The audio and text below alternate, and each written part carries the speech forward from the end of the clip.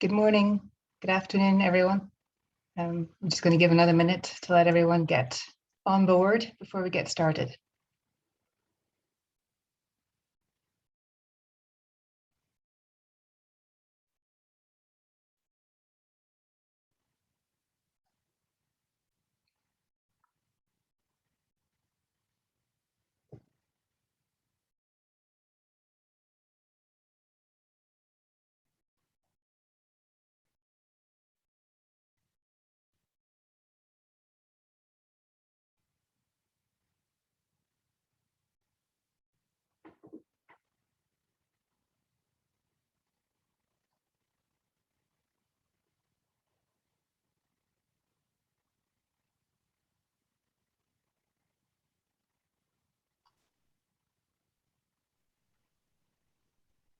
Okay, it looks like the numbers joining us are slowing down. I think we have most of our participants at this point. So we're going to get started with our launch of the Greener and Heater NPA cluster projects. And we have a guest speaker with us today. Kala from the NPA Joint Secretariat is going to start things off for us.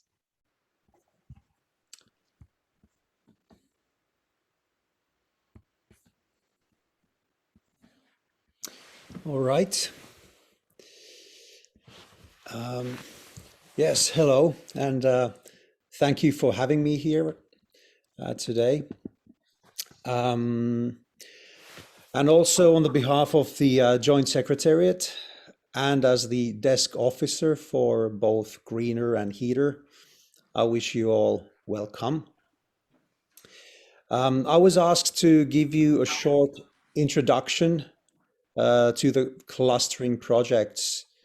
So I'm not sure how much new information it will be for how many of you, but I will keep it brief and yeah, maybe I will start off a little bit about the past and the history. So in 2016, the European transnational cooperation programs, they decided that they would like to do some more cooperation and collaboration together. And this was supported and mandated by the European Commission. And briefly, this is how the clustering activities between different programs and projects, how they started off. At first, it was also maybe a little bit experimental, but because of the good experience and results on both program and project side, it has resulted in and led into further clustering calls. So actually the current one that you are participating is the third clustering call and in the NPA program. And the first one that we had was themed around the Arctic programs and the Arctic themes. But I would assume that the project clustering is something that is here to stay because of the good experience from the past. So I'm quite confident that we will see more of this sort of collaboration in the future as well. Now, a little bit about the goals. So the objective from a program perspective is to ensure better implementation of the cooperating projects, maximum efficiency in use of funding, and better results and wider dissemination. So you can think of it as getting the best and the maximum out of what was and what has already been invested in with a relatively small additional financial input. So it's actually quite wise to further disseminate something that we've already invested in and seen good work and good progress, and to see how far we can take that.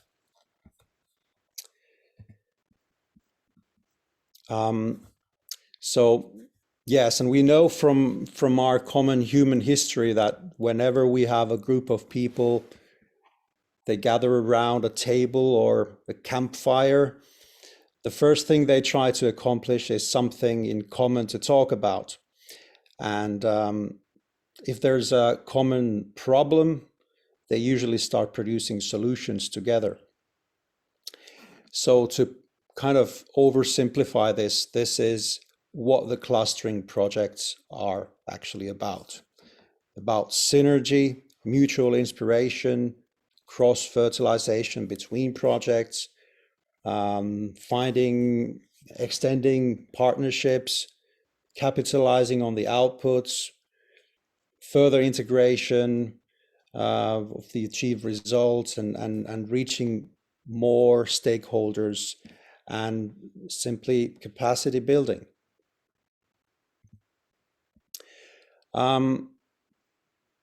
Also, some other expected results. We would expect promoting results to a wider than before group of relevant target audiences. Clustering activities should result in new and stronger partnerships. There should be more transnational added value. The clustering activities should help to gain critical mass, and also it would be ideal that you could maybe take the dissemination one step higher and inform decision makers about the results. And finally, but not least, maybe also establish new partnerships or partnerships and ideas for the new upcoming programming period 21 and 27. Speaking of which, I was also asked to say something about the upcoming programming period. There's not really that much new information. Some of you might have been following some of our online seminars earlier, so there's been some information around. Not very much new information to add, or that I can say at this point, but maybe a couple of points as a reminder, or something to just have in the back of your heads. So if we're looking at the current program, you're pretty much familiar with the four priorities we have, and the geographics of the current program. And we've all heard enough of Brexit, and that will naturally have an impact on the future program. So it will be, as we know now, it will be slightly reduced. So we will be missing the UK partners. The geographics in Norway will be slightly moved up to the north, so slightly smaller there.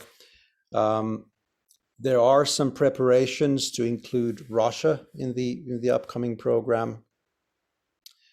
That will probably be not right at the first call. They might be joining later on, as we know now.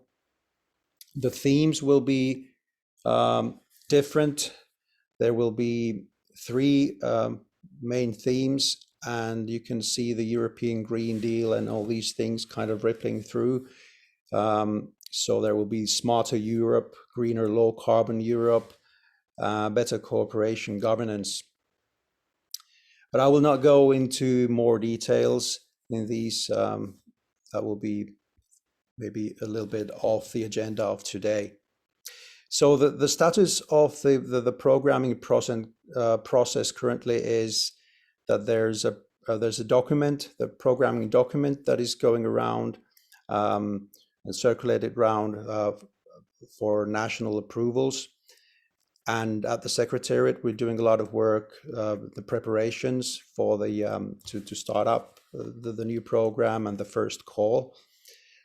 And the best knowledge at the moment, the most likely knowledge, is that the first call would open spring 2022, most likely somewhere around maybe the end of March.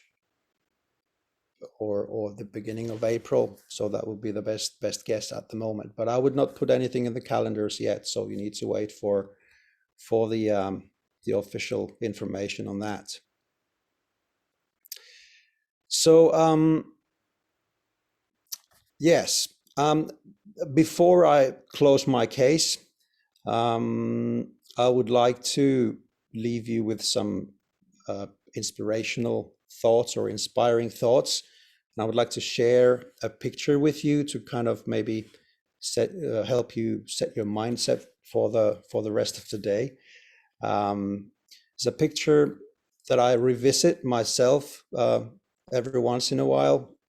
It's by quite famous creative director of Saatchi & Saatchi in New York, called Paul Arden. I think he was one of the original Mad Men, if you ever saw the TV show. And he's published several books about motivation and advertising and so forth. So the question in particular, I think, in this picture is a good one to ask every once in a while. And it's something about believing in what you do and aiming high enough, because we know that usually we end up always slightly lower than what we aim up for.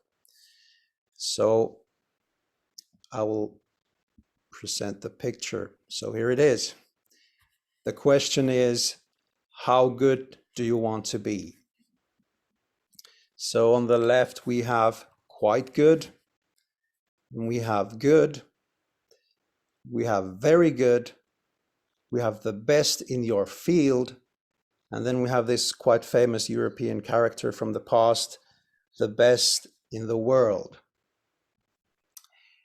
And I think that with all the experience and the networks and the expertise that you have in your clustering projects and your networks, I think aiming somewhere between the last two would be kind of perfect for your clustering projects. So the best in your field or the best in the world, somewhere there. Yes, so thank you. I will leave it here, and I wish you an inspiring start and time with your clustering projects and the great rest of the seminar here today. Thank you. Thank you very much, Kelly, for joining us today and for sharing your insight and inspiration as well. Thank you very much for that. We will move on now to the next piece.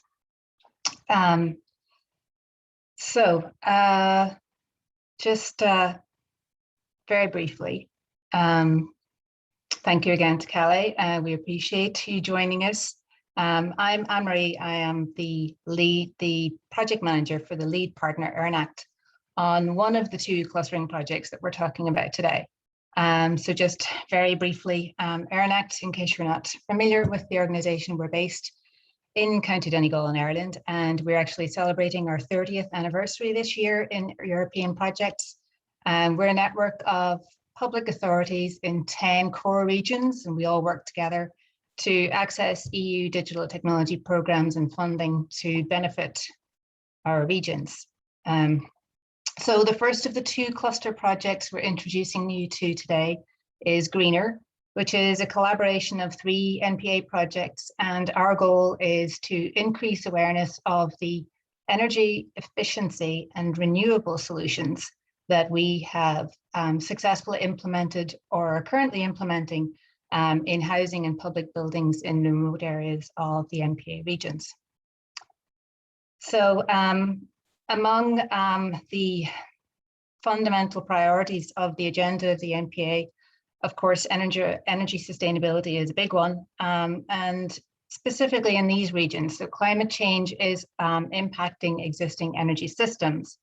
And when that's combined with factors like peripherality, low population density, and over-reliance on fossil fuels, that leads to increased energy costs for homeowners, for businesses, and for public entities, which in turn obviously has an adverse impact on economic competitiveness.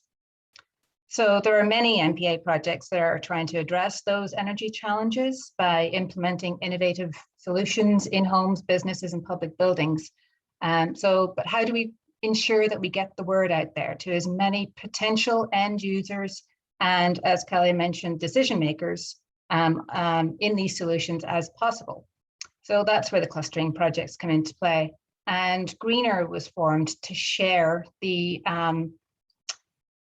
successful implementations that these three energy projects have within their partnerships, to share that information beyond their existing partnerships, to encourage more collaboration and learning, and potentially generate new partnerships, which would then, of course, lead to more energy efficiency measures being implemented.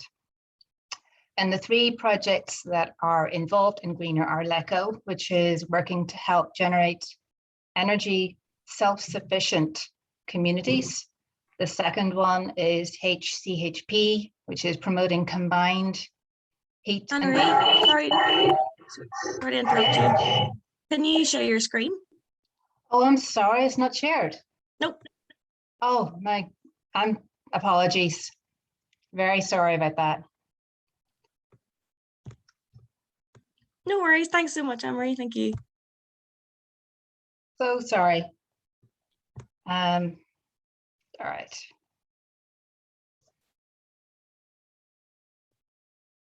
I'm just going to keep going from where I am rather than going backwards now. Sorry again about that. Apologies. Okay.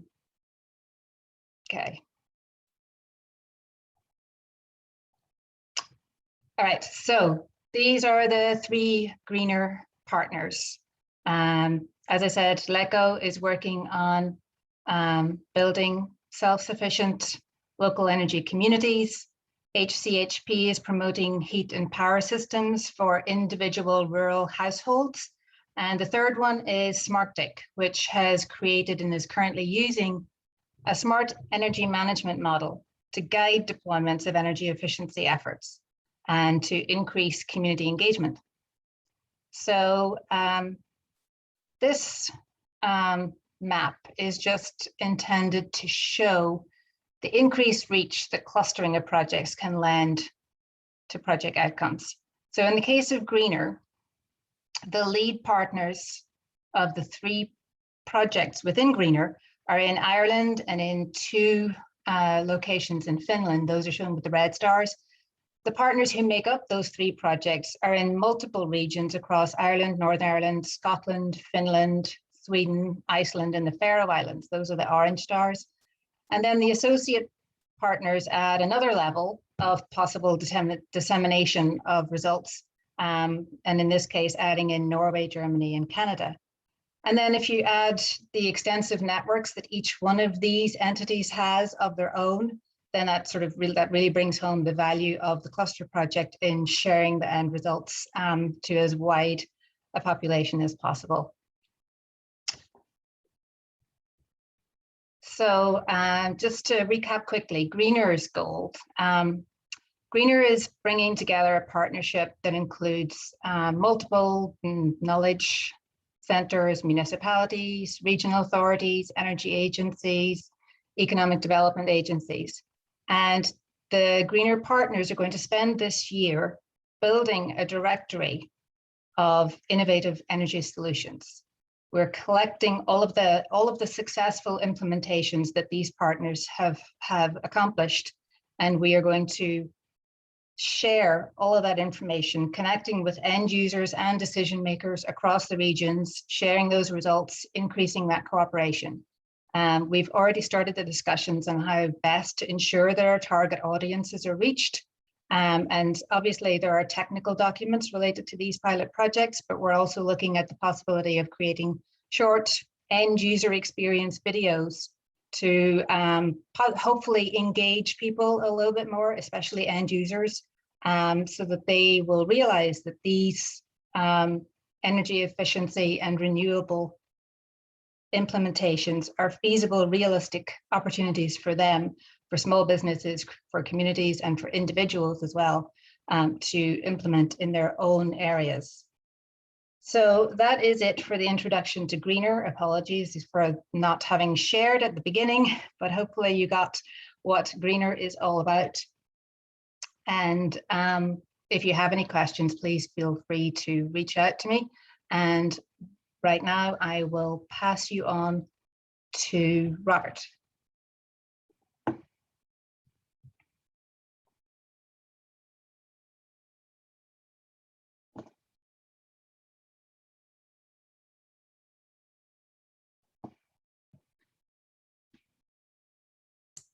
Hello, can you hear me there okay, Anne-Marie?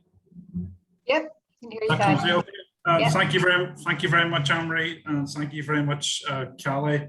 My name is Robert Clemens. I'm the project lead for the HEATR project, which is the second project which we're launching today. And thank you everybody for coming in and spending time to listen to us launching this today, because I appreciate time is very precious at the moment in the virtual world.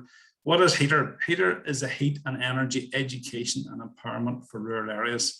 Very simply, it is an amalgamation of 4 different projects from 4 different project leads. So the Handheat project, which comes from ourselves and the Housing Executive.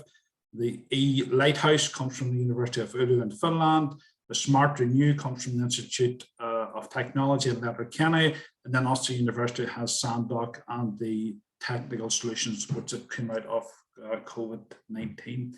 All of us are lead partners. We've all got project outputs which we want to share across the MPA regions. Project value is in around €150,000 across the 4 partners. And we intend to get ourselves, this project will be wrapped up by next summer. What's it all about? As Callie has so nicely put it, it's about collaboration, it's about clustering, it's about working together. We have all spent 3 years approximately in all our projects getting all the outputs, all the deliverables put together. But usually at the end of a project that you finish, you've run the marathon, and some people stick it in the box and put it on the shelves. But NPA had the cunning plan of let's get people together talking, and what we actually learned in our own projects. Talking is great. Breaking bread, explaining things, understanding things is very, very important. So NPA has put on a small fund together, getting people together and to push out the outputs of the project. And that's essentially what we're trying to do. Whether we're doing through HEATR or doing through Greener, we're taking all the outputs of our previous projects and we're trying to get them across the 9 NPA regions. Our issue is looking at rural communities, and that's a sort of project aim for Handheat. Wrong, that's a complete bad slip there for HEATR. What's at the center of all this? It's about education empowerment. We believe that will help behaviour change. So a slide here from the UK's Committee of Climate Change shows that 38% of people will do things for the right reasons, as in if you tell them the logic. But to get the other 60-odd%, you need to get them to empower them, to educate them, to get over the cognitive, motivational, societal, political barriers. You need to educate and empower them and let them make the decisions. So a key to the HEATR is about education and empowerment and getting people on side. So it's about communication and about telling the outputs, telling the learnings, telling the story in which we can all help people. And that really is it, and very much in a nutshell. What are we going to look at? So for our project and HEATR, the common challenges of fuel inequity, fuel fossil dependence, which is across the whole of the northern periphery and Arctic region, and how we should be decarbonising very quickly. We already have got established a large network across our 4 projects. We're going to mass bring them together, hold virtual workshops, bring people together for webinars, again, exchange and learning. Again, in really simple terms, whenever we run the Handheat project, which we learned was people should use the resource which is closest to them. So in Iceland, where does most of the heating come from? Geothermal.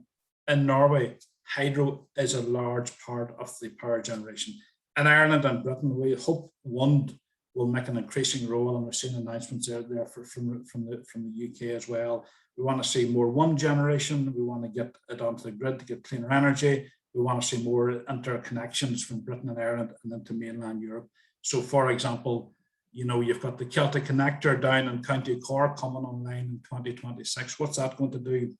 Whenever you've got an over exposure of wind on the island of Ireland, we can export that into mainland Europe whenever the wind may not be blowing, to help get the energy inequity across Britain, Ireland, and the rest of Europe. So it's about that common learning, and we didn't really get that until we done the Handheat project, which is great for us. We're going to have a final conference in June in Finland. Yes, it will be virtual. We'll bring the partners together, but again, we see the virtual conference is definitely the way ahead. And there has to be an end state. And the end state for us is about proving that we've given more education and more empowerment to rural areas about decarbonisation and how they can move forward. That really is the essence of what HEATR is about. What you're going to hear now later on is the different partners across the HEATR project, again, which includes yourself, the housing side. We ran the Handheat project. Looking at questions, if you have any questions, maybe just put them up to the chat box, and we will get them answered as soon as you can. But I'm just now looking, Anne-Marie, it's really back to me here, where I now start talking about the different partners of the HEATR project. So I'm just going to seamlessly try and share some of my slides again, see how this works. And it does work. No, it doesn't. Hold on, we'll find them again. Yes, there we are. Got the right sort of slides. So this is the Handheat project. And just in a way, so we wee bit more detail about it. The Houses Edith is the largest housing authority in Northern Ireland. We've got 85,000 houses, one of the largest in the UK, but we're also the Strategic Housing Authority. What does that mean? Whenever we are doing pilots, we're trying to influence our large landlord of 85,000 houses, but we're also trying to influence all the other funding providers across Northern Ireland and indeed the island of Ireland. So what we're doing here and what we've tried to impact, we're feeding into our own central government to try and deliver change for decarbonisation. So that's a wee bit about the House Edith and a wee bit of what we're trying to do here. The Handheat project, again, we're nearly finished. It's due to finish in December with everything wrapped up by March 2022. It's a transnational EU-funded project. We had 7 partners across 5 EU regions. We had Northern Ireland, we had Scotland, we had Finland, we had Iceland, and we had Shetland, all working together as 7 partners across 5 countries. And the key fix was trying to reduce the carbon to improve energy efficiency in rural areas. We had 4 main deliverable outputs for the project. We had to do a policy review, what was good across the regions, what was best practice. We looked at health inequality, we looked at fuel poverty and how they affected, and quite simply winter deaths, which is a key issue definitely across Britain and Ireland. We then looked at some demonstration projects in Northern Ireland and Finland. In Northern Ireland, we looked at electrification of the gas grid, so electrification heat pumps, electric storage, electric generation. In Finland, we looked at biogas and how that could be used in rural areas. And again, we were using, Northern Ireland is very fossil fuel dependent, about plus 90% between oil and natural gas. But Finland's moving more and has been rapidly working towards biogas. And so we're looking at what works and what we can get shared practices. And then the end set of Handheat, which we just haven't published yet, which is a toolkit. So it's basically an online toolkit for rural communities to see what's good, signpost them to best practice, signpost them to where they can get grants, and show them some sort of funding. So give them a clear path on what they should be doing. And again, it'll suit the different locations for the different areas. So as I said before, the commonality of high dependency on fossil fuel, the commonality of fuel poverty. And incidentally, we found fuel poverty was very much a Britain and Ireland thing. Northern Europe, it wasn't as big an issue. And why was that? Because the cold climatic conditions in Northern Europe meant they all had highly insulated houses. So the issue of fuel poverty wasn't as acute. It wasn't on the radar. You know, whenever I was in Iceland, 4 o'clock in the morning, in the hotel, nice warm heat from geothermal. They've always got heat because they're always using it. And we're trying to protect rural communities, looking at price fluctuation, which is a very big issue at the moment across Britain and Ireland, and to improve people's social well-being and quality of life. We clearly link the issue about poor health can be caused by poor housing. So that, in a nutshell, is what Hand Heat was there to deliver. A bit of sort of into the weeds about the two pilots. So again, we have got a fairly young gas grid in Northern Ireland, and so we looked at off the gas grid, so where oil was, so the more rural areas you've got oil. We looked at 2 to 3 different models. One model had a hybrid heat pump working with an oil boiler, which you see in the middle of the photograph here, with our model looking at electric generation and electric storage to help provide heating. These were all encompassed with a certain level of energy efficiency in the houses to bring them up to an improved standard. So you were trying to improve thermal comfort. You're trying to maintain energy bills and try and keep them as low as you can. But whenever you bring in electric heating, to maintain energy bills is a goal in itself. You're trying to look at what our levers you need. So our clear lever would have been bringing in tariffs, and you're just trying to improve people's thermal comfort and keep down fuel poverty. That was the one across Northern Ireland, which again effectively covered the regions of North and South of Ireland and Shetland. Then we went up then to look at Finland. Finland was more about looking at biogas. They have a lot more aerobic digester plants in Finland. It's a lot more part of their ongoing business.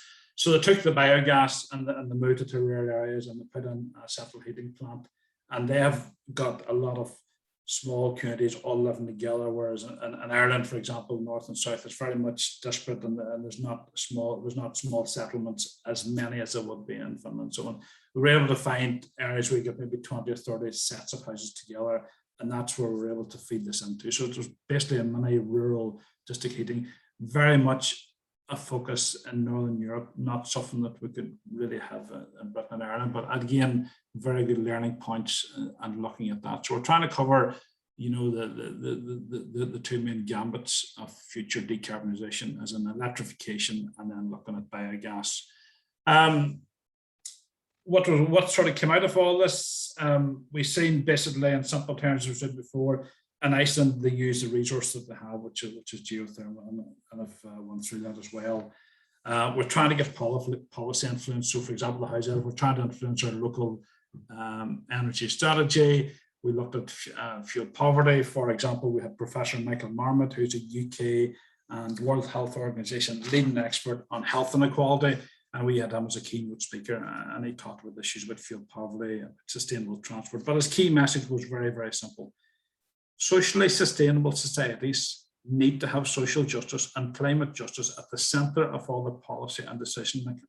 So it's very, very clear, socially sustainable societies, and that's where we want to get to. And that was a clear point that were brought out in Hand Heat, that we need to look at better housing, which will give you better health qualities.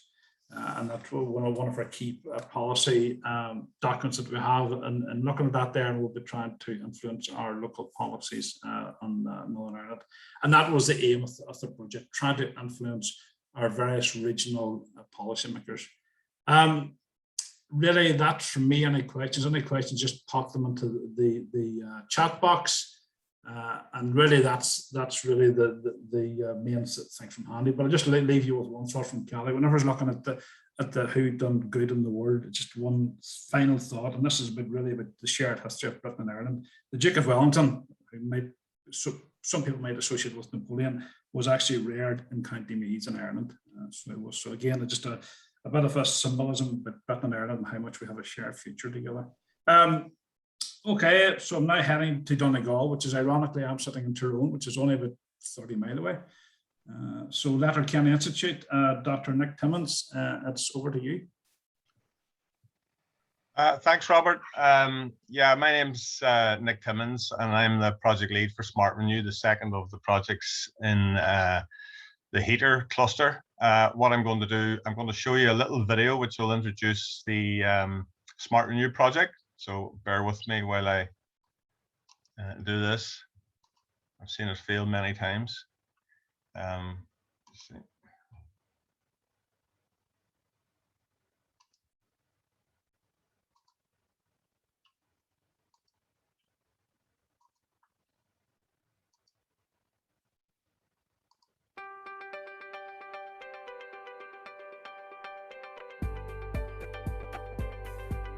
What is Smart Renew?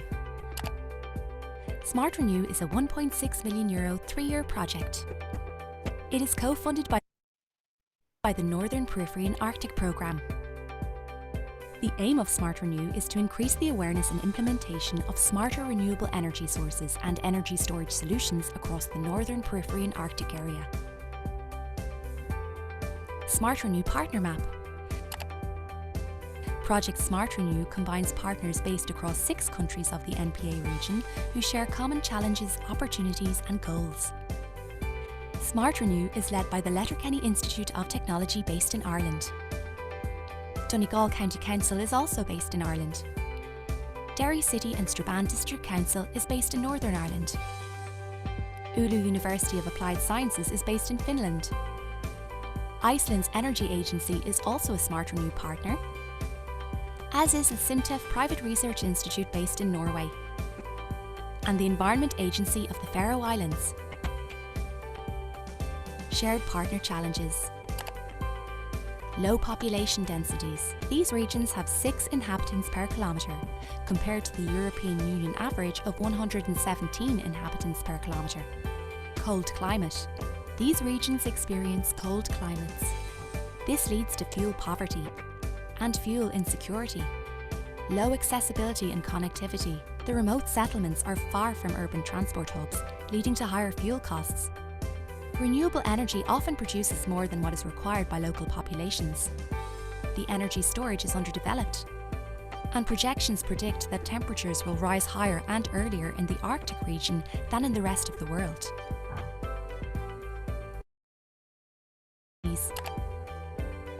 These areas are rich in natural resources. Knowledge can be transferred between the 6 countries. There are varying levels of energy maturity, and there's the potential to develop smart renewable energy and heat storage solutions. Common partner goals. These include reducing energy poverty, finding ways to improve the renewable energy mix, reducing reliance on fossil fuels, finding ways to implement renewable energy, EU green targets, and reducing carbon footprints. Smart Renew output and results. To showcase smarter energy rural communities, 6 rural communities will be set up with smart energy technologies and resources as showcases to demonstrate how a smart energy community could function. To retrofit existing buildings with smart renewable technology, 18 houses and public buildings will be retrofitted with smart renewable energy and storage solutions. To develop a smart energy action plan. This is an action plan to incorporate a range of smart renewable technologies and heat storage solutions. And to tackle energy poverty in rural communities. For more information, visit the Smart Renew website or follow us on Facebook, Twitter and LinkedIn. Smart Renew is co-funded by the Northern Periphery and Arctic Programme and partners.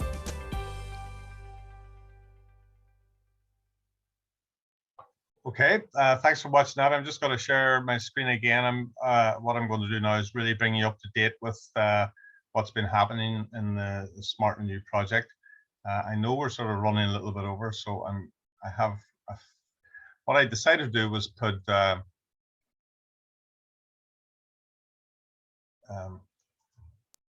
quite a few slides together, because I know that this information will go out, and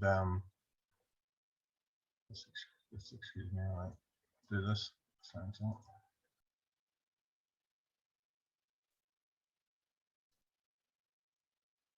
So I'm not really going to talk to all of these slides, especially the introduction ones here. We've covered most of this stuff in the little video that we had. Just on the results and progress, just to tell you where we're at. We had we have a transnational network of 6. It's actually 6 partner organizations. 2 of our partners, MERS in Iceland. We produced a transnational directory of services and solutions. We have implemented 6 pilots, or currently implementing 6 pilots across the network. Now, we've had some procurement and implementation delays due to COVID and other issues. So some are completed, some are almost completed, some still have a little bit to go. I think one of the we got an extension, which was invaluable for us. We were due to finish September 2021, but we're extended now to March 2022. We will showcase 6 smarter energy rural communities as ongoing development in this. Our target of 18 houses and public buildings, I think, will be comfortably exceeded, with over 100 buildings benefiting. And we have more than one smart storage service and more than one renewable service. I am just going to talk quickly about some of the pilots. Some of these slides are quite busy, so I'm not going to get into the main, all the detail.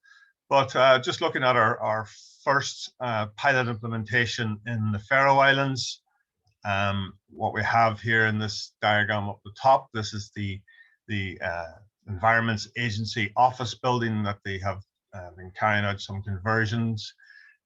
So we've got a renewable energy mix of solar panels, ground source heating, a heat pump.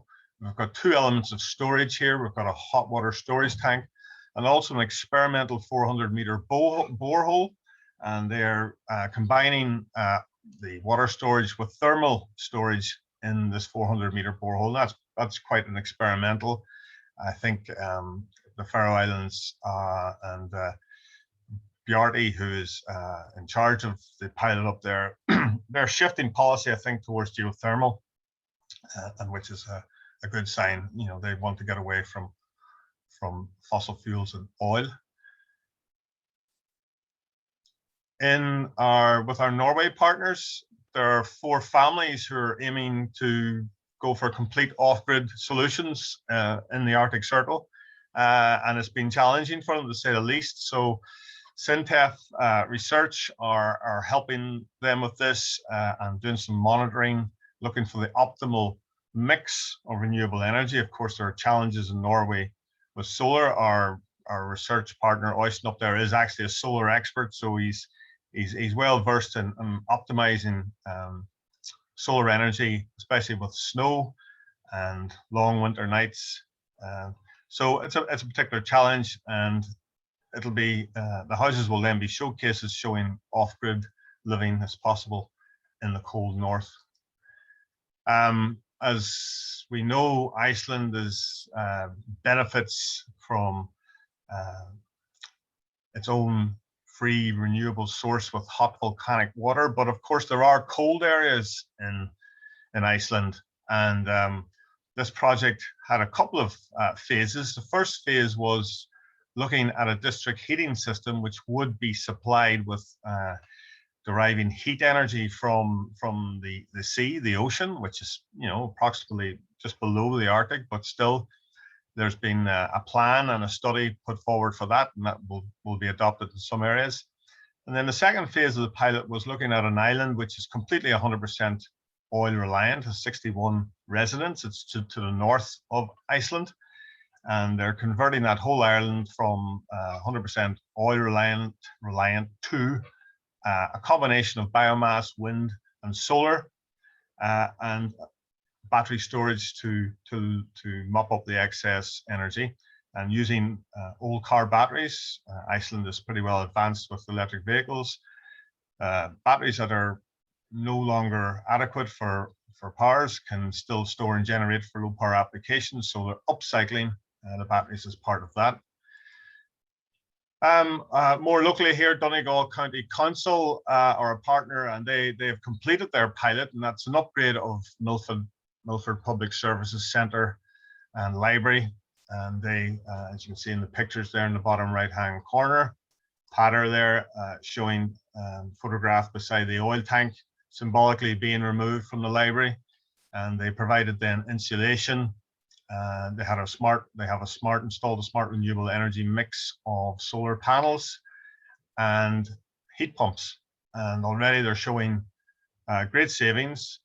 And the policy has been adopted to be used in other council buildings. They've looked at the model here, the pilot here, and they're actually beginning to roll that out across other buildings, which is a nice result. In Derry City and Strabane District Council, the main pilot was put in a smart heating management system from a heat boss into one of their council buildings on Harbour House.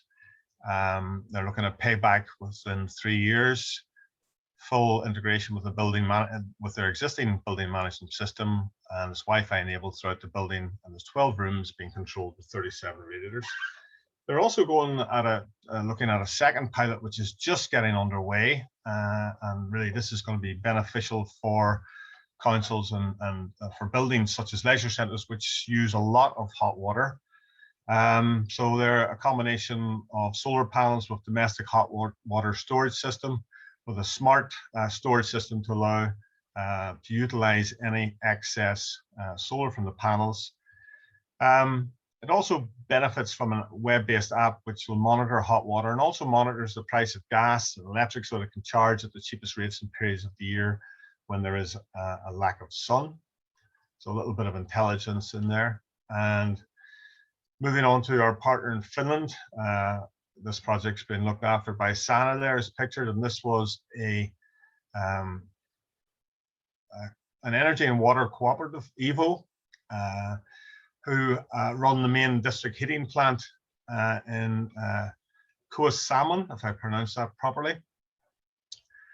When the main plant can't match the heating demands, then oil fueled auxiliary systems are needed. So the objective here was to build a very large 500 cubic meter water storage tank to be used as a district storage heating system, which would get them to reduce their reliance on oil when they were having demand peaks, thus saving money and reducing emissions. This is going to benefit many hundreds of homes in that particular area with reduced oil use and CO2 emissions.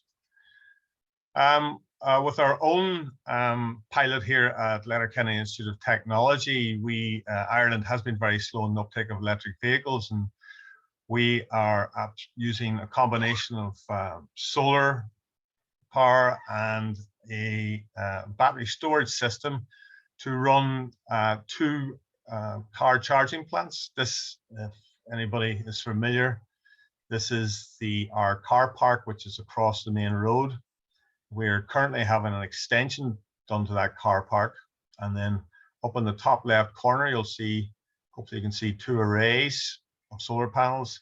This will feed with two slow chargers, and we're going to do some tests and experiments on how the solar panel array with a combination of grid electricity, what sort of performance we get there for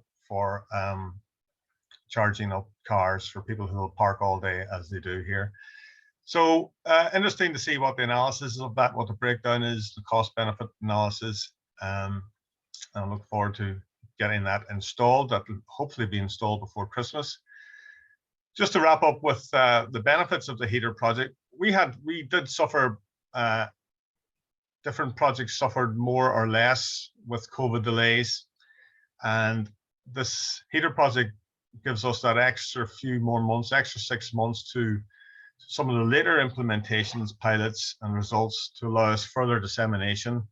Gives us an opportunity to reach further across the MPA and the wider EU with the outputs from these projects, and also gives us further opportunities to build new networks and collaborations to exchange ideas and practices and to ensure the reduced reliance on fossil fuels, which is the objective of all of these projects, and just some of our benefits we find from EU collaborative projects.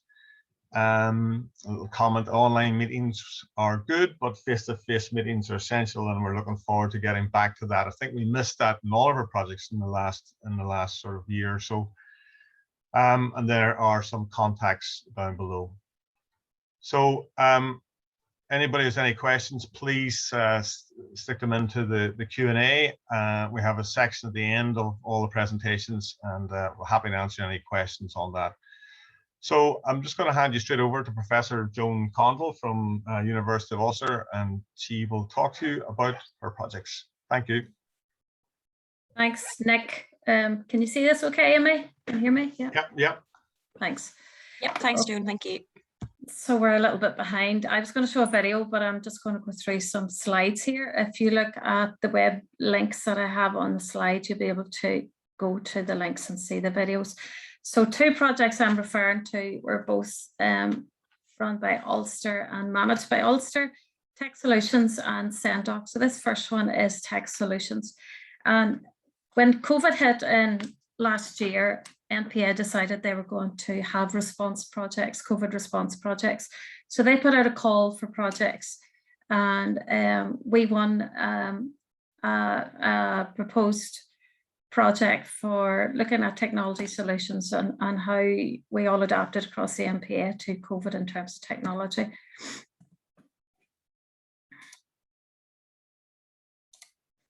Okay, so our project output was a report for these COVID projects, and what we basically looked at was successful and unsuccessful development and deployment of technology during COVID. So we all know of examples that we can think back on in COVID where technology was generally government adapted that didn't really work very well. So we looked at successful and unsuccessful. We conducted many interviews with contacts all across all the regions. We interviewed companies which created, innovated or adapted their technologies to COVID. And we also looked at the numerous press articles that were released during the period. And our focus was all about COVID and technology. So it didn't matter if it was health technology, energy, smart energy technology, whatever was created within that period that was new, adapted, then we considered it. So what's the relevance to heater? Something that we have looked at a lot, and I focus a lot in my research on, is sensors for a range of application areas. So we can look at sensors for energy efficiency and remote monitoring. Remote monitoring became very, very important, particularly in health during COVID. A lot of our people were isolated and locked down, and they needed to still have that support from all their systems, including health. So they were in their houses, but they still need to know that they were being monitored. We all need to adapt to our new normal, which I don't think we've quite got to yet, but we're getting to. And we looked at technology and how technology can help us adapt to the new normal. We looked at technology with a lower threshold, so stuff that was ready to go or had been fast-tracked. There was a lot of new COVID money that was released.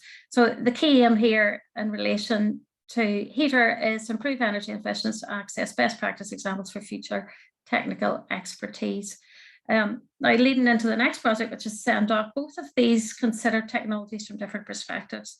So technology solutions looked at it from the COVID perspective, still sensors, whatever type of sensors, in particular in relation to heater. And then Sendoc looked at the health perspective. Now, Robert mentioned thermal comfort, improving and monitoring the comfort of people in the homes, right? We can work around these homes and all the energy around the homes, but the people are our end users. And they're the ones we need to consider. So in terms of Sendoc, it purely looked at it, sensors from the health perspective. So we looked at wearable sensors to support independent living in aging rural communities. And the relation to heater here is this remote monitoring. So how do we know that we have got the temperatures right, we've got the energy right, the controls right within the homes? And Nick referred to cold climate, particularly the examples in Finland, where Smart Renew had used smart sensors, smart technology in communities and smart heating. And they had particularly focused on a number of families for their pilots. So the key there is to minimize the energy usage and maximize the comfort of those people in those homes. We don't want people washing themselves or clothes in rivers if we can help it. And we want to be able to remotely monitor, and particularly in pandemic type situations where people are living rural and they may be elderly, and we need to know that they're healthy and they're well and they're been well looked after. So Sendoc was basically ran between Ulster, Cork, Finland and Sweden, and we had a number of associate partners, which include Letterkenny Institute of Technology. So we looked at a range of different wearable sensors in aging communities with the overall aim of supporting independent living. And we focused on assessing the technical, clinical and social acceptability of the sensors. So it wasn't just that these sensors worked, but people had to accept the sensors. And it's the same with energy. There's no point in sticking smart energy solutions into homes if the people in the homes don't interact with them and accept them and use them as part of their home comfort, if you like. We also assess the impact on the patients, the healthcare delivery models across the NPA and the actual communities. And we proposed new models of healthcare service delivery. So this is looking forward. Obviously, this is very much to the future. We need more effective services. Certainly in the UK, our NHS is not in a good place.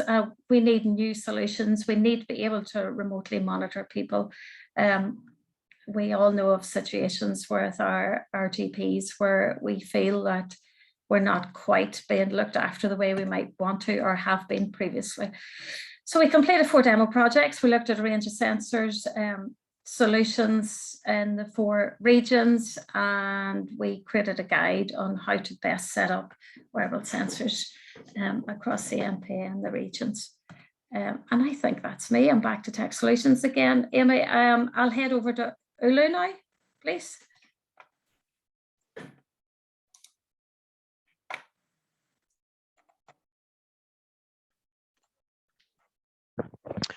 Yes, hello everybody. Just before our, by the way, can you hear me? Yes. Yeah. Yes, okay, good. Yeah, just before our presentation, I take a short time to introduce myself as a new worker in the HEATER project. My name is Antti Kemppanen, and just now in October, I have started as a project manager here in the Oulu University of Applied Sciences. My background is in the process engineering and specifically in the process metallurgy, where I've been working in different kind of R&D works for over 10 years and in several EU projects which have been aiming for also for energy efficiency and reduction of emissions and wastes in the steel industry, since steel industry is very energy intensive in industry. And yeah, it's nice to meet you all, and I now give the speech to Anu, who has our presentation. Okay, I hope you can hear me too. Good. So I have my presentation going on at full scale. Thank you. It's like with the students asking if everything is working. So nice to hear from you. I'm Anu Montin. I'm senior lecturer in Oulu University of Applied Sciences, and I have been a part of the e-Lighthouse project a couple of years ago, and I'm going to just present very shortly what kind of project we had. That was one NPA project too. So I think we are with the Northern Periphery. I just told we are in Oulu University of Applied Sciences. We have 10,000 students here, and we are situated in the right Northern Periphery area. And this is OUAS in numbers 2021, and we have here our RDA, research, development and innovation work. And 3 points here are our goals, the main strategy for 2021 and forward. So we have the solutions for low carbon indicators, carbon neutral innovations, digital solutions and digital pedagogy. Oh, that's a hard word for me. So those are our main goals.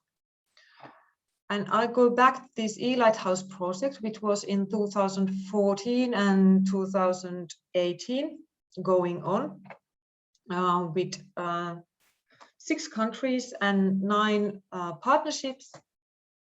And here are the key components for the project. I have a short video also. I will put just a link for you in the Zoom chat area, so you can visit that one for a couple of minutes if you want later. So the point was these 6 elements: retrofitting of public buildings, waste as energy and the reuse of waste, smart energy solutions for public infrastructure and housing. And then we had energy reduction solution for buildings and waste management, and then raising awareness and domestic energy retrofit. We have the second slide here. I think we had all together, I'm counting here, 6 work packages. I'm showing you just 3 of those because I'm quite practical. I was doing in these projects more about the practical work or the expert work. I'm maybe more interested about the very grassroots level, how to implement the work. So we have, these are the main packages: energy savings in municipal buildings and lighting, and that consists of these aims, and the procedures were that 250 public buildings were retrofitted with 5% less energy, with 3% more renewables energy sources. And with our northern periphery area, there's quite much different kind of levels of how you use already the renewable energy. So that was actually quite difficult to adjust. And then we have 40 projects for deep renovations. And then we have the work package 2, that's the energy efficiency advice and energy saving for domestic renovation and new buildings. So quite small scale buildings here. And in this part, and this part of course was very important, that we have the cities with us. And so we had quite a large amount of buildings which we could influence. And we had, in the project, we had 2,500 houses retrofitted with 25% better energy efficiency values, and 2,000 new houses with better energy qualifications, 10%. And these were the ones who we could affect somehow, giving advice or having seminars or doing better work in the practice level. And the work package 3 was the waste management, and this was about reducing energy 15% in waste management with 20% less CO2. And here are the work packages, the procedures, what happened. And with these solutions we had here for the project, we got the kind of smart solutions, examples of the best practices. And there was totally 16 numbers of these smart solutions for each work package. And I kind of loved in this project that we have this kind of numbered smart solutions from each packages, and they all go through this procedure or these buildings or kind of the solutions which were already implemented in field. And here are some list of those smart solutions. So we have in Ireland the energy management software tool, and then we had, I'm just picking up some of these. We have the best practice for utilizing 3D modeling for energy efficiency in Scotland, and then we have the energy signature as a tool to identify buildings' energy use variations in Sweden. So we did some functions, or something happened, but it was very hard to show to people what we actually did and how we did it. And the Smart Solutions Toolkit was kind of the, as you had it, also you have the best practices and toolkit on your projects. So at this, I think this was really good way to show what you have done. And then we have the waste. On the waste section, we have the gas purification plant for biogas in O and so on. And if we are thinking about the future projects, so I think in eLighthouse we have very nice solutions by using those smart solution toolkit. And I'm looking forward now for all the projects with the carbon neutral or low carbon solutions or innovations in the building field or in communities. And I think this was kind of very good practice to use maybe in this carbon neutral sector also. So we have the carbon neutral solutions, low carbon innovations and carbon neutral innovations all together. And then we should maybe have some targets, how we are going to implement or how we are going to have some pilot project for those. And then we have to get some kind of toolkit for people, for experts or the consumers or the inhabitants for smart solutions from the project. So this is something I'm looking forward in the future to have. Okay, thank you. That was my short presentation. And there was no name or phone number or email. I will put it, you can contact me, please, but I just forgot to be very polite and put here my name. So you will receive them later. Thank you. Thank you, Anu. We're going to move on quickly to the greener partners. Yeah, we are running a little bit behind, but we do have, we are scheduled for another 23 minutes to include our discussion time. So we will speed through these next couple of presentations so we can get to that. And I will remember to share this time. Okay. All right, so again, going back to the Greener project, this is a collaboration of 3 projects working together to share the results of our energy efficiency and renewable solutions that have been implemented. So the first one of the 3, which I'm representing as for ERNACT, the lead partner, is SmartTech, which is Smart Energy Management in Remote NPA Regions. So this is a project involving 5 NPA partners, and that's Donegal County Council, Derry City and Strabane District Council, and partners in Sweden, Iceland, and Finland. And we are focused on energy management solutions and on community engagement in those solutions. So along with implementing their own individual pilot projects, one of the first outputs from this group was the Smart Energy Management model, which is on your screen right now. And this is the main model that's displayed here. And then each partner has customized it for their own pilot implementations. So they have their own selection of what type of pilot they're conducting, the sensors they're using, the network, how they're mapping it, and how they are sharing that information with their citizens and communities, whether that is through a large screen that students can see how much energy they've used in the school that day in terms of car journeys, for example, or an energy management application dashboard that will allow building managers to manage how they're using their energy in real time. So this is just a couple of examples of some of the pilot projects the partners have conducted. So the first one in Finland is a community engagement project where the local community was engaged by these interactive videos to engage them in making decisions on the types of energy efficiency pilot implementations they should conduct in their local halls and arenas and schools, for example.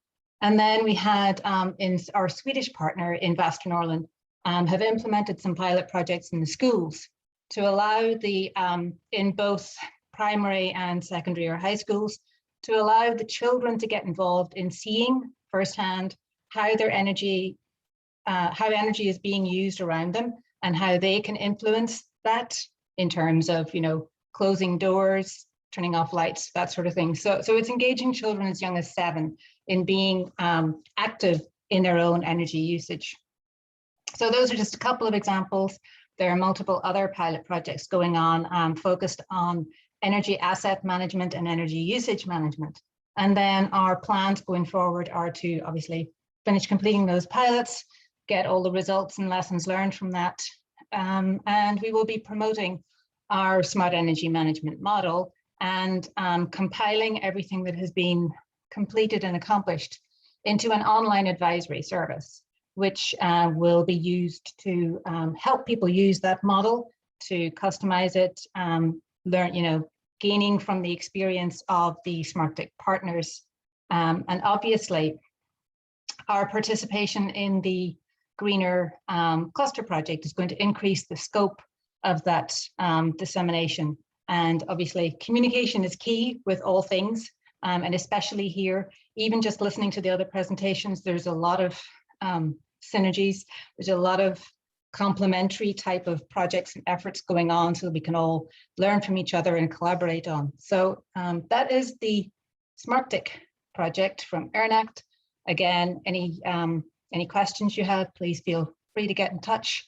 And now we are going to move swiftly on to Marco, who's going to share his project. Thank you, Anne-Marie. Please change the dia. Okay. So good afternoon to all. For my behalf too. My background is in mechanical engineering, and I have been working both public and private sectors about 25 years now in multiple projects and tasks. Next slide, please. Few words about our research group. University of Oulu Future Manufacturing Technologies is a multidisciplinary research group. Our focus is in transferring the best properties of metallic materials as superior features in the final products. Research group activities are based on utilizing the most recent manufacturing technologies and materials in design and fabrication of the lightweight and durable structures. The main research areas of the group are metal additive manufacturing, energy-dense processes, which basically means changing mechanical properties of metals, and design for cost-effective manufacturing. We are also part of the Center of Advanced Steel Research Unit in Oulu University. And the specific idea and the main advantage of CASR is that it covers the whole chains of steel processing, from raw materials handling to final products.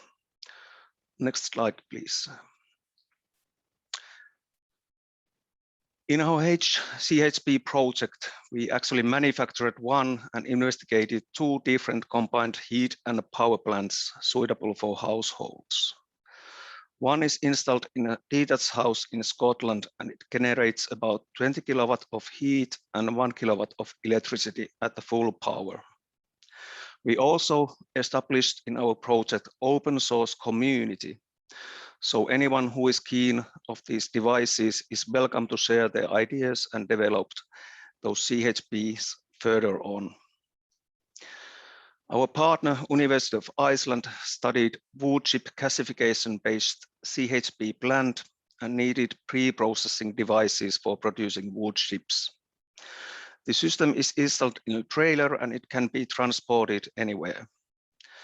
The system generates 20 kilowatts of both heat and electricity, so it's suitable for independent energy production in a small community.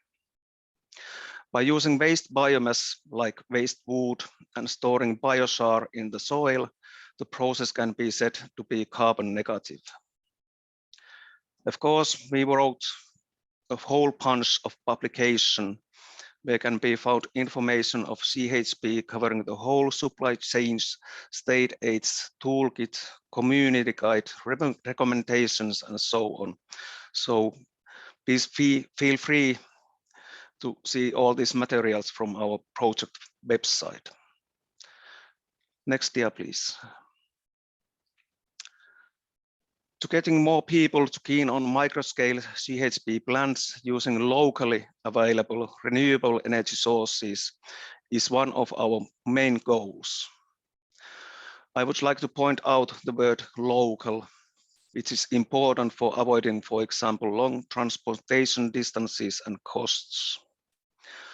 Currently, these domestic scale CHP plants are way too expensive, and manufacturers offers those as a part of their product family and only on demand. We can ask if a boiler for heating costs about 2,000 euros, who is willing to pay 6,000 euros more for converting 10% of heat energy to electricity. Getting those CHP prices in affordable level is one of the key issues for updating domestic scale CHP using renewable energy sources. So we would like to get more people to join our open source community. In our project, we came to conclusion that solar panels and collectors are nowadays from the best end for producing electricity and domestic hot tap water.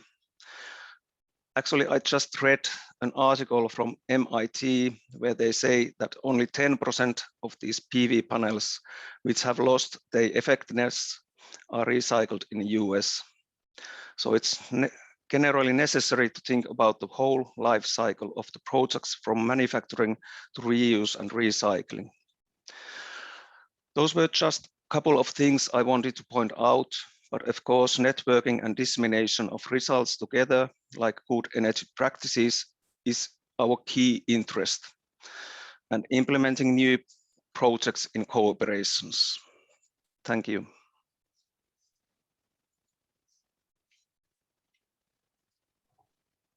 Thank you, Marco. Going to move on to Heidi, who's going to share about the LECO project.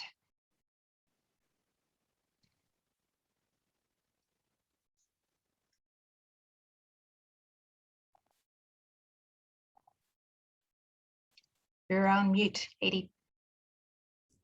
Sorry. Good afternoon, everyone, and greetings from Kokkola, Finland. My name is Heidi Kanala-Salminen, and I'm working as an R&D coordinator at Centria University of Applied Sciences. And I'm specialized in circular economy and energy efficiency. The next slide, please. At first, a couple of words about Centria. The next one, please. Centria is located in 3 provinces, and we have 3 campuses in 3 different cities. And the main site is in Kokkola on the western coast of Finland. Education is our main task, but at the same time, we have very strong and large R&D department working for regional development.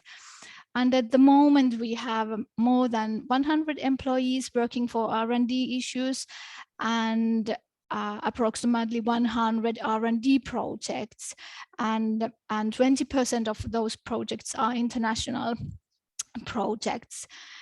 And Centria has 4 R&D priorities, and I'm working for chemistry and bioeconomy that covers also energy efficiency issues and issues relating to renewable energy. The next slide, please. At the end of the last year, we finished our local energy communities project. And as mentioned earlier, today LECO is one of those projects that have been clustered together for greener. And we are very happy and thankful for that cooperation and the possibility to work together. The aim of the LECO was to support small communities to become self-sufficient in energy and to raise people's awareness about energy issues and possibilities to use locally available renewable energy. And don't hesitate to visit our website, localenergycommunities.net. It contains a lot of fact sheets and handbooks and policy analysis that have been produced by LECO to help our stakeholders when they are planning to establish an energy community. LECO also promoted transnational learning and transferred good practices between partner countries from Ireland, Sweden, Norway, Finland, and from a real renewable energy pioneer, Germany. And for example, we performed 2 study trips in Germany, and those study trips were organized for our stakeholders from partner countries. In addition, approximately 10 case studies were investigated, providing, for example, energy efficiency feasibility studies, renewable energy action plans, strategic planning and business plans, and of course, technical knowledge for the stakeholders. And the next slide, please. And what comes to our new common clustering project, Greener, we are really looking forward that we are able to continue spreading the information and knowledge and materials produced by LECO. We are waiting for cooperation and transnational work with new and current partners. And of course, we look forward to reaching larger stakeholder groups and larger target groups in the NPA area. We are interested to find and transfer good practices relating to energy efficiency and renewable energy. And after all, we really hope that we are able to build up a new project idea and proposal for the coming NPA course. The next slide, please. Thank you. That was everything from my point of view. Don't hesitate to ask if you have some questions. Thank you, Heidi. And we did have time scheduled at the end to allow anyone to ask questions. I'm not sure, Maria or Amy, do we have any questions in the chat that we need to go back to? I think Maria's got a few coming there. Maria, so she's going to pose them towards us. Yeah, there is a few questions there.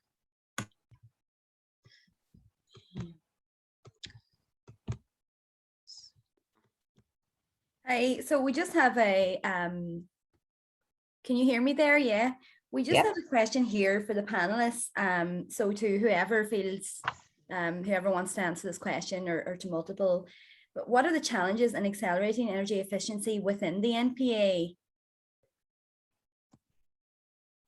I suppose I'll make a start here. I think really for ordinary people, I think being incentivized to make the changes in their homes, I think that's the main challenge, and it's multifaceted. It's about awareness, it's about knowledge. It's sort of okay for us, we're sort of in the know, but for ordinary people who are, you know, do I want to go through the whole hassle of making all these changes to my home, and am I going to get any help for that? Is there going to be any government help or local council help, or you know, why should I put, you know, I can struggle on with the oil's getting a bit more expensive, but I'm still managing to make ends meet.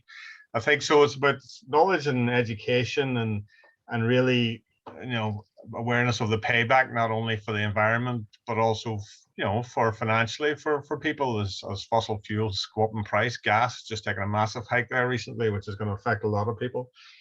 So I think really it's those are the main challenges, and I'm wondering if we can, through Heater and Greener, reach more ordinary members of the public in our stakeholder groups. You know, somehow they're probably the most difficult target for us to reach. You know, we have a lot of these conferences where we're sort of, an audience is not that far away from ourselves, and so sometimes it's we think we found a challenge in Smart Renew. How do you actually reach ordinary people and sort of motivate them or excite them into sort of being aware of what's going on and making changes in their lives? That's great, thanks, Nick. We have another question here. Does anyone else want to I only want to just mention very quickly, there's no sort of, we'll probably overrun the day, but the profound need for change now is a big issue that we've been pushing in the House Editor. So in simple terms, this is for the north of Ireland. The south probably wouldn't be that far away as far as numbers goes, but in this last 30 years, we have reduced our carbon emissions by about 20%. Now, in the next 30 years, we're going to have to reduce that by 3 to 4 times that amount. So there has to be a profound change going forward, and to start like now, and that is a key issue for us. We have to start moving in this now. All the reports are telling us, everything from the IPCC to our own reports in Northern Ireland, we must start moving now, because the rate of change will be enormous. Great. I'm just going to quickly go to Anne-Marie with a question here. Just Anne-Marie, what are the main target groups for the greener cluster? Well, this, I mean, it ties in very well with what Nick was talking about there as well, and the people who are trying to reach with this information. I mean, the target audiences are local and regional public authorities, energy agencies, higher education, even down to SMEs, but also the general public. So we have, I mean, to my mind, it's as Nick was saying, sort of, I think we spend a lot of time, preaching to the converted, talking about energy efficiency and renewables to people who are already involved in them and who are already aware of them. And I think that the challenge really is sort of shifting the focus of the communications that we all share out to try to focus on individual people, because it does seem disconnected from them and the efforts that they can make. So I think sharing this amongst ourselves and then discussing the different ways that we can share it beyond here is a very important thing. Just one of the examples that within the Greener Group, we've already started talking about making small, short end user videos that can share the real live end user experience of, for example, implementing, a heat exchange system or some type of energy efficiency implementation in their own home, so that they can share that end user experience, so people will see that it's more realistic and feasible for them. Brilliant. Thanks, Anne-Marie. That's all for the questions. We don't have time for any other questions today, unfortunately. We'll follow up with any other queries that anyone has. And I'm just going to hand over to Anne-Marie to wrap up, and then we're going to share a slide with contact details should you wish to contact the project leads on the both cluster projects. Okay, thanks, Maria. Yeah, there was a lot of information shared today and a lot of really interesting projects and outcomes. And I think it was a lot to take in a relatively short amount of time. So I think there's definitely value to going back and checking the links afterwards. And I think we definitely should continue the communication even between these two cluster projects as well, because we have a lot to learn from, even just from each other. There's a lot of interaction that can go on even just between these two projects as well. So thank you again to everyone, to all the speakers, to Khaled for coming in to introduce the session as well, and to everyone else who spoke and everyone who attended today. And good luck to Heater, and good luck to my partners on Greener. And I think we've started off well in sharing and communicating, and we'll keep that going. And thank you again very much. You can see here just the contact details for both projects and the websites. Should you wish to have any further information, feel free to contact either Robert Clemens there in the Heater cluster or Anne-Marie McLaughlin there in the Greener cluster. We will follow up with an email as well with those contact details and presentations over the coming days. And that's it from us for today. So thanks everyone for joining us. Thanks to all our speakers, and best of luck to both clusters going forward. Thank you, Maria and Amy. Thank you very much, folks, for all attending, and to all our guests for registering. It's really, really appreciated. We hope you found it obviously useful and informative. There is an awful lot of information, but we do hope you found it interesting. And the Twitter feed's been going crazy today. So if you've missed anything, be sure to check out the social media pages for all of the various projects. And as I say, any questions, Robert and Anne-Marie will be there. You can contact. So thank you very much, folks. Thank you. Bye-bye. Thanks, everyone. Bye, everybody. Bye. Bye-bye. Thank you. Bye-bye. Bye. Bye-bye.